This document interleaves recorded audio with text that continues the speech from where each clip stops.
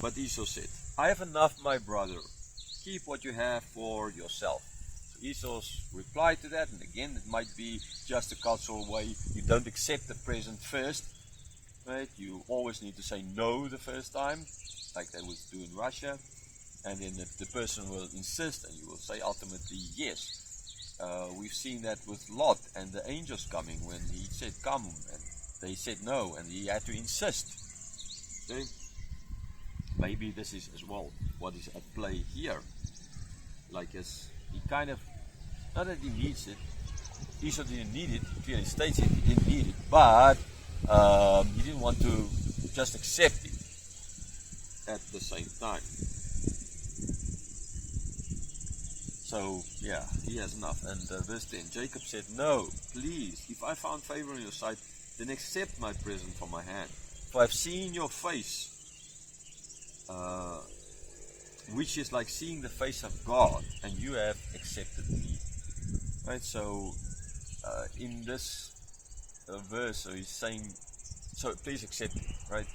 Don't deny me. This is kind of me paying back for the deception, making retribution for the sins I committed, for the deceivement. Okay? And so, in that sense, if you then don't accept this, then that kind of shows that you haven't forgiven me and I'm still guilty. Right? Then he ends with, if you like seeing your face, it's like seeing the face of God. Now he's already struggled with God there at the Jabbok River in the previous chapter, so what does he mean here? Right, that he's seeing. Again, there can be lots of explanations for it. So in the sense of forgiveness. So God forgives, and so if that's Esau forgive him for his sins, like God forgave Jacob for his deceiving and brought him safely back, then that is like seeing the face of God. It's the same attribute of God of forgiveness that's at play here. It might be that. It might be at the same time as well the fact that him forgiving him shows that God kept his promise. Right? Because clearly God did keep his promise, and so that as well could have been the meaning behind it. So him forgiving, showing God kept his promise, so that is as if he is seeing God at work here. So there can be a number of these explanations for what he means here as well. Okay. The other kind of interesting thing I already mentioned concerning the parable of the prodigal son, where Esau is changed by God, right? So he's a father, and so Jacob, like the prodigal, coming back, but he came back because of the father, right? It was not ultimately his choice. It was, the final choice was, but the laying of the foundations, the telling of going back came from God, okay? And so in this case, then, if it can have this extra added meaning to the words of Jesus, where Esau is now the God, right? At least the Father, okay, and him in this case seeing you is like seeing God. Okay, so I hope you understand as well that connection that can be this added dimension to the words here. But for sure, Jacob would have had any idea that Jesus will tell a parable like this. Yeah, I'm just saying we can look back and we can see that.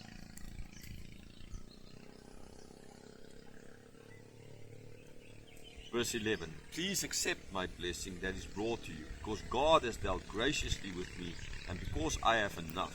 Thus he urged him, and he took him. Okay, so he keeps on insisting and saying, I have enough, right? God gave all of this, sure, everything he had. Now that's a big difference between the parable of the prodigal son and Jacob in this case, right? The prodigal son lost it all. Okay, the father gave it all, the prodigal son lost it all. Okay, now in this case, Jacob had nothing and he gained everything. And saying that God gave this to him graciously. And so therefore, I have enough left up, so right? Accept my sincerity, accept my apologies, right? My repentance towards you. And so he urged him, and ultimately Esau took it. Verse 12. Then Esau said, let us journey on our way, and I will go ahead of you. Right, so Esau then, okay, let's journey together, right? And I will go ahead. So he's at the front. That's protection as well. Okay, like it's like for, say, for our culture in South Africa, we always let the woman first through the door, while for some of the black cultures, they in South Africa, they say that's not the right thing to do because there might be danger inside, right? So you as a man go first through so you can protect the woman, kind of idea. Okay, so in this case, it makes sense what they do actually, and so in this case, it's like Jacob, like Esau going ahead so as to protect his brother. Okay, verse 13. But Jacob said to him, my Lord knows that the children are frail, and that the nursing flocks and herds are care to me. If they're driven hard for one day, all the flocks will die. Okay, so, I mean, he has a point what he's saying. From this answer, you can't see that there's any kind of doubt in his mind concerning his relationship now, or restored relationship with Esau, as God provided. Okay, so he gives a valid reason, right? There's nursing flocks, and children are frail. Okay, so I need to take care of them. That's my responsibility, right? So I can't just drive them at that same kind of speed as you. I'm going to keep you up, basically. That's going to happen. So if I follow you at this pace that you need to go, then they will die. So it's not wise. So verse 14, let my Lord pass on ahead of his servant, and I will lead on slowly at the pace of the livestock that they are ahead of me, and at the pace of the children, until I come to my Lord in Seir. Okay, so he's saying, right, so you go ahead, and I will follow at the pace of the flocks and the pace of the children, right? So don't wait up, go, and I will follow. This is what he's saying. So it all makes sense, right? This is nothing. So you really can't see any doubt here, right? What he's saying is true, and Esau will understand that. Verse 15. So Esau said, let me leave with you some of the people who are with me. But he said, what need is there? Let me find favor in the sight of my Lord. So now Esau, okay, right, I understand, that's right. So we will go back, but I'll leave. I mean, I have 400 people right here. I'll leave some of them to protect you. Okay, and now we see that, right? Again, what he's saying, this makes sense, total sense again from his side. This is protection. This is good for you, right? I understand. So I agree with you. So I just leave these people with you. They can protect you. So is Jacob going to accept that? If he trusts his brother fully, sure, why not? But if he still has lingering doubts about his brother and forgiveness, the moment we get to Seir, maybe the brother will turn around and stab him or kill him and all the family, kind of. So is his brother leaving these 400 or some of these people with him to make sure that he gets down there so that he then can really now show his true colors? I think this is what Joseph was a deceiver, right? He knew this is how people might act. So from that old way of thinking, he's still thinking here. He's not trusting his brother. So he told his brother, thank you, but no thanks, right?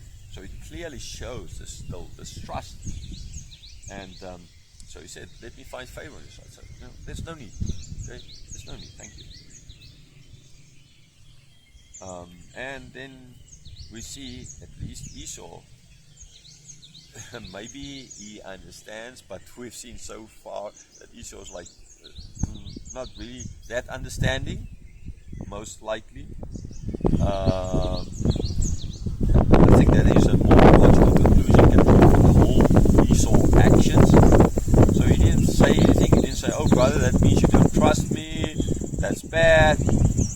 God angered him, tried to do something and there. No, he didn't. He just sort of, fine, it's okay. So, verse 16. So Esau returned that day in his way to serve. So, he left. He returned back. Verse 17. But Jacob's journeyed to Sukkot and built himself a house and made booths for his livestock. Therefore, the name of the place is called Sukkot. Sukkot, booths, right? And so he went here to Sukkot, so it would not have been because he went there, Jacob, that he said, he then built the booths there. Therefore, he named this place now. This place was named Sukkot, which is one of the big, still till today, holy days or holy time for the Jews. Right? And they make booths there in Jerusalem and all over the place. Right? And so we see clearly he didn't go to Sukkot, right? As he said he will. He went another way, and even more so, he built houses and booths for his livestock. So this is not a temporary kind of thing. This is this is not a tent that he's pitching, right? On his way to Seir. Right? This is building houses. That takes time, and that shows that we are intended to stay here at least for a while. So he did not trust his brother, really. It's like Joseph's brothers later on. They came down to Egypt, but when Jacob died, they thought, okay, now they will be killed. Right? So Isaac is still alive. That might have played as well a role in why Jacob, but maybe he's just doing it because our father's really now old and he doesn't want to do something now because but if I'm there, maybe then, right? Like Joseph's brothers then ultimately will feel after the death of Jacob. History repeats itself. So Jacob didn't trust. Verse 18. And Jacob came safely to the city of Shechem, which is in the land of Canaan, on his way from Padan Aram, and he camped before the city. So now we don't know how long. He built houses, he stayed there, and then after a while he went further to Shechem, where the next thing is going to happen, really bad stuff is going to happen, with long-term repercussions. But again, we are going to see God's hand of protection there. Okay, so this is where he came. That is then where he now this time camped. No mention of building houses. So in the previous time, the mention of building houses, it clearly shows us, or Moses is clearly showing us, that his intention was not to do. He was kind of still lying to his brother, right? Deceiving his brother that he's going to come there. So there's still a lot of Jacob in Jacob, the old Jacob. Verse 90. And from the sons of Hamor, Shechem's father, he bought for 100 pieces of money the piece of land on which he had pitched his tent. Verse 20. There he erected an altar and called it El Elohe Israel. So, he went.